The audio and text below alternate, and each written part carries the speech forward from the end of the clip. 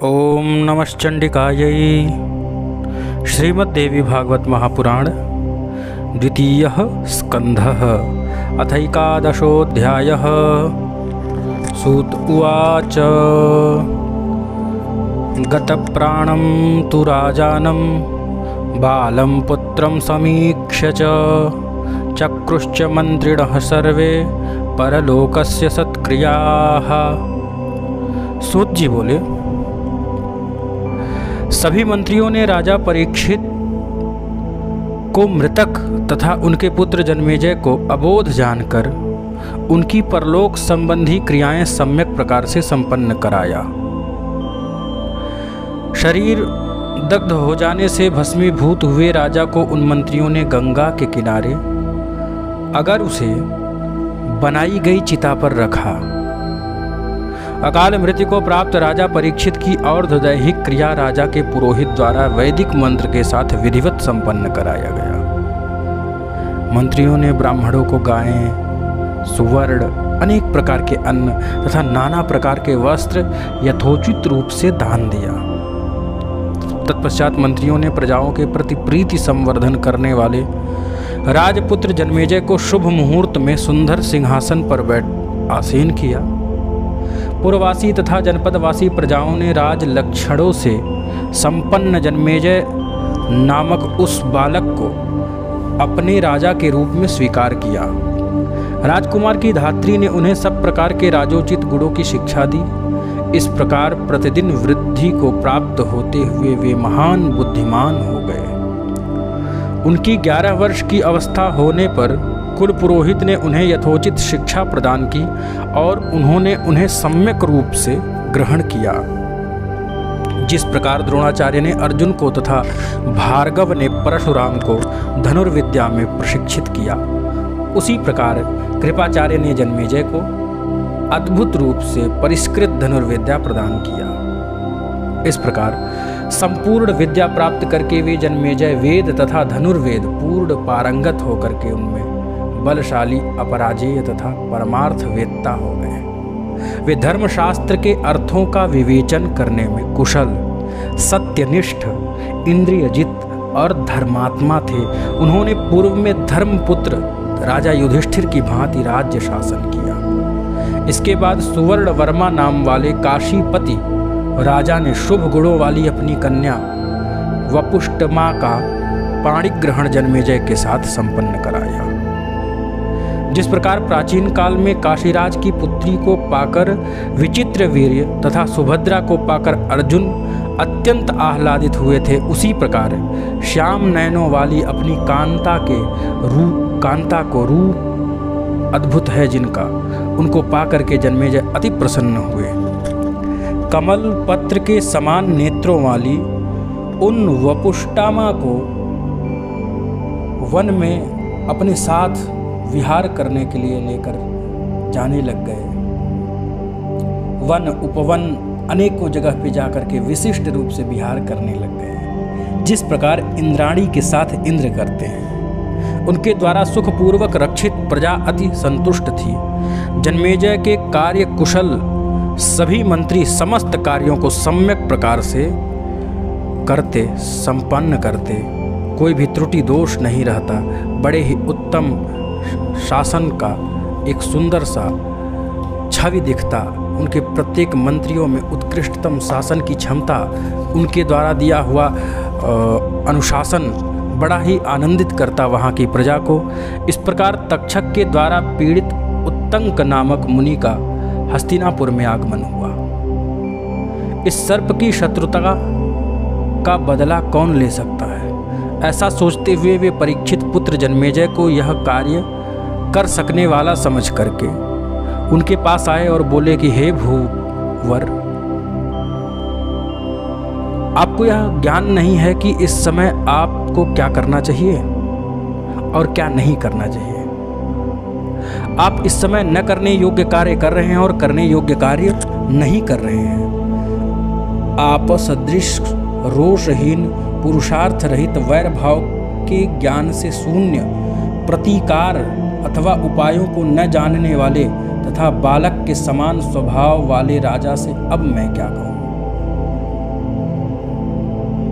आप इतने अनभिज्ञ लगते हैं। जन्मेजय बोले कि मैंने किस शत्रुता को नहीं जाना और उसका प्रतिकार नहीं किया। हे महाभाग, आप मुझे वह बताइए जिससे मैं उसे संपन्न कर सकूं।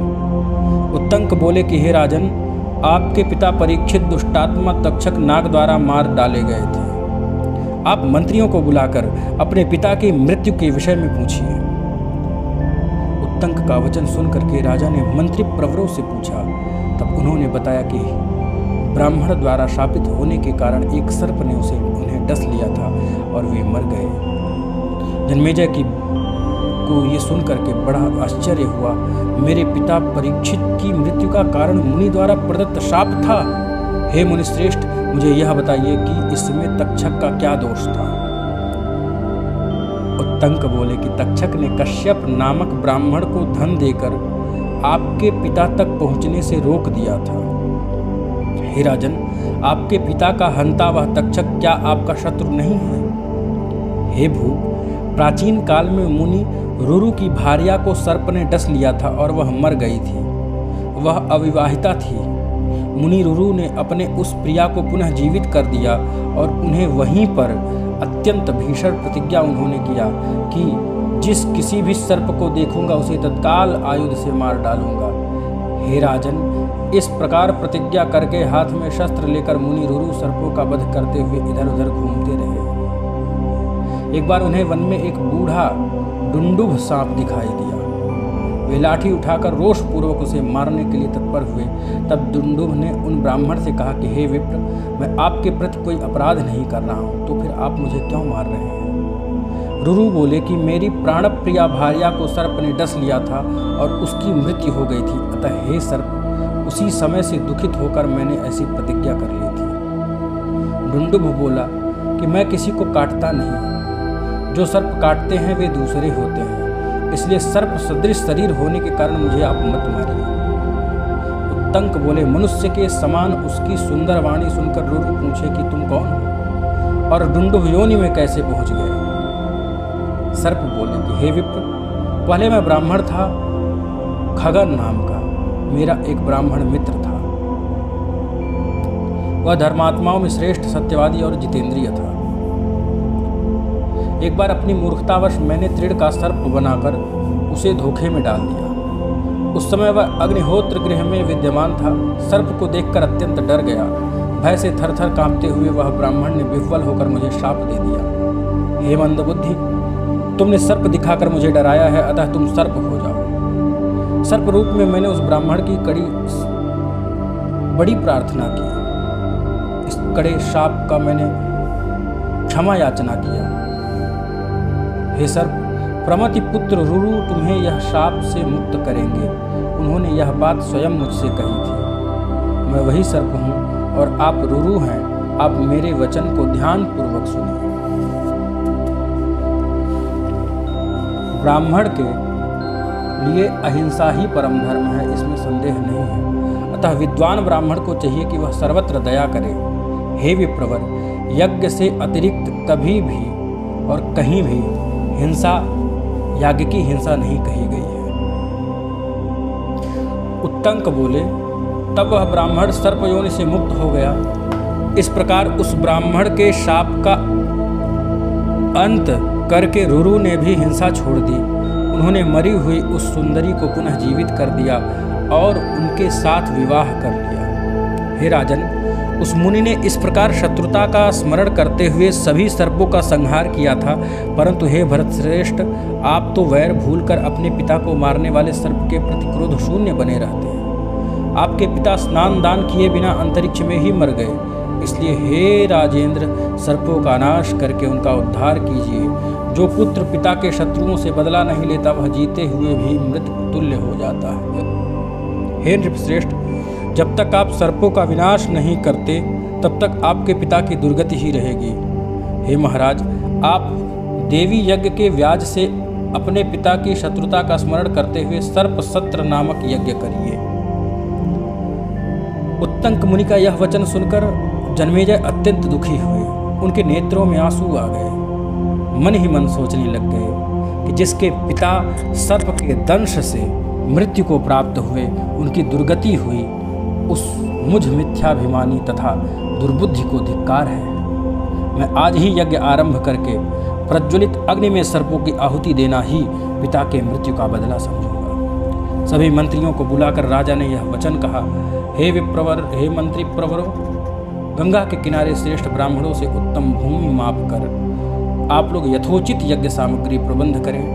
मेरे बुद्धिमान मंत्रियों 100 खंभों वाले एक सुरम्य मंडप का निर्माण कराकर आप लोग उसमें आज ही यज्ञ की वेदी के लिए निर्माण आदि का कार्य प्रारंभ करा दें। उस यज्ञ के अंग रूप में विस्तार सहित सर्प सत्र भी करना है। महामुनि उत्तंक उस यज्ञ में होता होंगे और तक्षक नाग उसमें यज्ञ पशु होगा। आप लोग शीघ्र ही सर्वज्ञाता और वेद पारगामी ब्राह्मणों को आमंत्रित करिए। सूत जी बोले कि विद्यमान मंत्रियों ने राजा के कथनानुसार यज्ञ संबंधी समस्त सामग्री का व्यवस्था किया। विस्तृत यज्ञ वेदी का निर्माण हुआ। सर्पों का हवन आरंभ होने पर तक्षक इंद्र के यहाँ गया और उनसे बोला, मैं भयाकुल हूँ, मेरी रक्षा कीजिए। तत्पश्चात इंद्र ने उस भयभीत तक्षक को सांत्वना देकर अपने आसन पर बैठाकर उसे अभय प्रदान किया और कहा, हे पन्नग, तुम निर्भय हो जाओ। तदनंतर उत्तंक मुनि उस तक्षक को इंद्र का शरणागत और उससे अभय दान पाया हुआ जानकर उद्विग्न हो उठे और उन्होंने मंत्र के प्रभाव से इंद्र सहित तक्षक का आवाहन किया।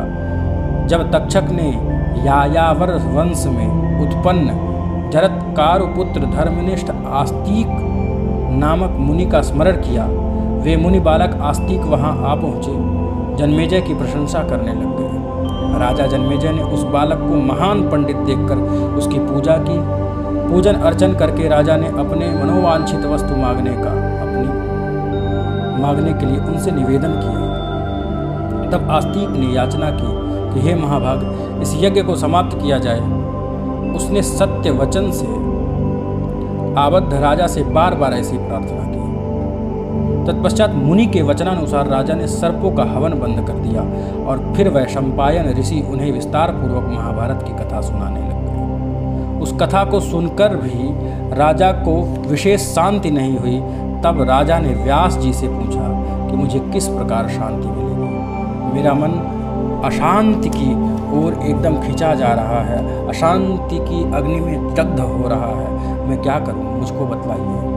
मुझ मंद भाग्य के पिता अर्जुन के पौत्र परीक्षित अकाल मृत्यु को प्राप्त हुए। हे महाभाग, युद्ध में होने वाली मृत्यु ही क्षत्रियों के लिए श्रेयस्कर है, श्रेष्ठ है। हे व्यास जी, रण में अथवा घर में विधि पूर्वक होने वाली मृत्यु भी अच्छी मानी गई है, किंतु मेरे पिता का वैसा मरण नहीं हुआ। वे तो असहाय अवस्था में अंतरिक्ष में मृत्यु को प्राप्त किए। हे सत्यवती पुत्र, आप उनकी शांति प्राप्ति के लिए कोई उपाय बतलाइए जिससे उनकी दुर्गति ना हो। मेरे पिताजी शीघ्र ही स्वर्ग चले जाएं।